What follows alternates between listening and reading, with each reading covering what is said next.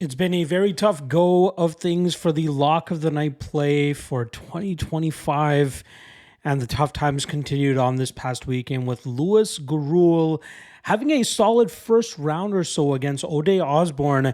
Unfortunately, got a little bit lackadaisical after throwing a kick that seemed to become a little bit predictable, to Osborne, who eventually was able to uncork a perfect counter and put Gurul down and out. That's just the luck that I've kind of had, this year. Obviously, him taking his first professional loss, Marcin Tybura handing Mick Parkin his first professional loss a couple of weeks ago with my lock of the night play there. Some questionable decisions throughout this run as well, but it's been tough. It's been tough, but you got to wear it on your sleeve and you got to trudge through it and try to, claw back into the black and eventually back into the green. And luckily, we still got plenty of time to do so. So in terms of the update on the record now, we're 12-15 on the year for Lock of the Night plays. Absolutely despicable. Embarrassing even. But on this type of platform, we can't run and hide from these types of things. We have to wear it on our sleeves and continue to show up. So like I said, 12-15 on the year for Lock of the Night plays, minus 33.87 units, minus 25% ROI. We had 3 Lock of the Night plays this past week and we went 1 and 2. The one on PFL ended up hitting with Kikuiri. And then on the OKTAGON, Aaron Abbey ended up losing to a bum, in my opinion. So it was very discouraging to see him actually lose that spot. But the weird thing is we're still not doing too bad on the year, even with the Lock of the Night defeats. The rest of my plays have been pretty damn good. Even on some of these events where we lose the Lock of the Night play, we end up either breaking even or profiting ever so slightly because the rest of the plays are on point. So it's very unfortunate that the Lock of the Night plays are the culprit behind some of these break-even nights and not having more profit this year, but it is what it is, so we have to take it on the chin there. The reason we also might be doing so well this year is because of the Dog of the Night plays.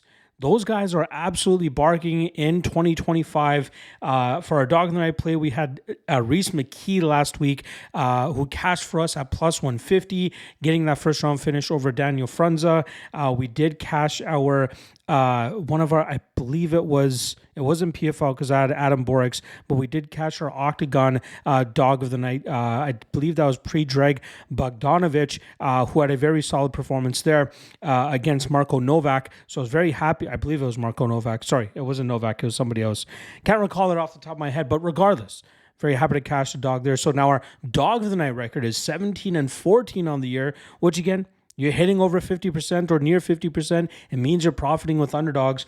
And now we are plus 9.07 units and a 29% ROI for Dog of the Night plays. So, this year I ditched the top 3 Dog of the Night candidates segment just to make room for the Chalk or Not segment, which you guys have been absolutely adoring. But it seemed that I should have kept that one around and maybe ditched the top 3 Lock of the Night candidates. But we're going to stay the course here. Now, I will say this. After finishing my written breakdowns for UFC 314, I really did not feel the confidence in terms of making a Lock of the Night selection and actually had chosen to forego a Lock of the Night play. There are times, even for the regional shows that I cover, that I don't give a Lock of the Night play because I don't feel comfortable enough in terms of putting 5 units on something. And then I found my nuts and I'm like, hey, we can't go without a Lock of the Night play for the UFC because I'm feeling discouraged by the fact that we're 12-15 on the year for Lock of the Night plays, especially when there might be a spot that's so good to pass up or too good to pass up. So I have to take the shot. I ended up finding my nuts, like I said, and ended up making my 5-unit wager here on one of these 3 candidates I'm about to drop for you guys. So, as you guys know, Lock of the Night play. This segment is just my top 3 candidates. Only one of them can be the official Lock of the Night play. So whether you choose to fade all of them or fade the one that I end up going with, it's up to you. Or if you want to tail and hopefully follow through with the confidence that I had, and see if we can cash it. Our first one up is going to be Verna Jandiroba, who comes in at minus 145, going up against Yan Xiaonan, who comes in at plus 125. Now, Verna Jandiroba is a very high-level BJJ specialist, and we see that on display during the current winning streak that she's on. Last time around, she was able to create plenty of scrambling opportunities for her to get a dominant position against Amanda Lemos and force a submission near the ending of that second round. Jandiroba does a great job in terms of controlling her opponents on the ground, and even if she doesn't utilize the traditional wrestling approach to try to get opponents to the ground, she usually finds a way to do so, and from there does a great job in terms of controlling her opponents. She might be a little bit behind it here in terms of the striking advantage that Yan will have, but I trust in Jandiroba's ability to get this fight to the ground and find the control time she needs to either submit Yan Xiaonan or win this fight on the scorecards. But regardless, I think she is worthy of being considered as a potential lock of the night play. The second lock of the night candidate is going to be Jean Silva, coming in at minus 250. A ton of money coming in on Bryce Mitchell over the last 24 hours or so. As I did when I studied this matchup originally, we saw Silva closer to minus 325, minus 350, and that line continues to trickle down here, and we might even be able to get a better line come fight time. A lot of people are looking into Bryce Mitchell's grappling advantage in this matchup and thinking he can continuously get Jean Silva to the mat and put him through the ringer.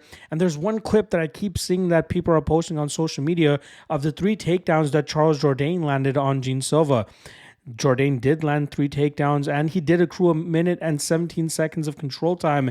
But what they failed to show, and what you can kind of see in the moments that they start fading the clip to another clip, is the time that Jean Silva gets up almost immediately. He does not settle on his back. He is very explosive, does a great job in terms of not settling for bad positions, quickly working back to his feet, and then we know on the feet, he is a far superior striker to what Bryce Mitchell brings to the table, and I think that will allow him to land that big shot to eventually put Bryce Mitchell away. This is one of those spots where, again, I see the grappling edge and the strength of schedule from Bryce Mitchell and people looking to fade the hype of Jean Silva. But I think that they're overlooking the fact that even if Silva gets taken down, he does not settle for bad positions. He quickly works back to his feet. He's a ball of energy that's very hard to contain, and I think even Bryce Mitchell will struggle to contain him here. So give me Silva as the second lock of the night candidate. The third and final lock of the night candidate is going to be in the main event, as former featherweight kingpin Alexander Volkanovski looks to reclaim his title as he takes on the streaking Diego Lopez. Now, a lot of people were concerned about the durability of Volkanovski, but I think his year-long layoff now and having a full training camp and looking in phenomenal shape will allow him to stick to that game plan and really outwork Lopez, maybe finishing him in the 4th, 5th round or winning this fight on the scorecards.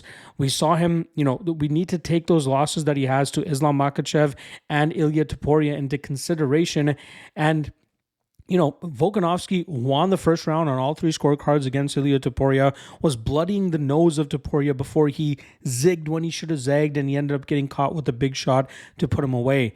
Does Diego Lopez have that Ilia Topuria type knockout power?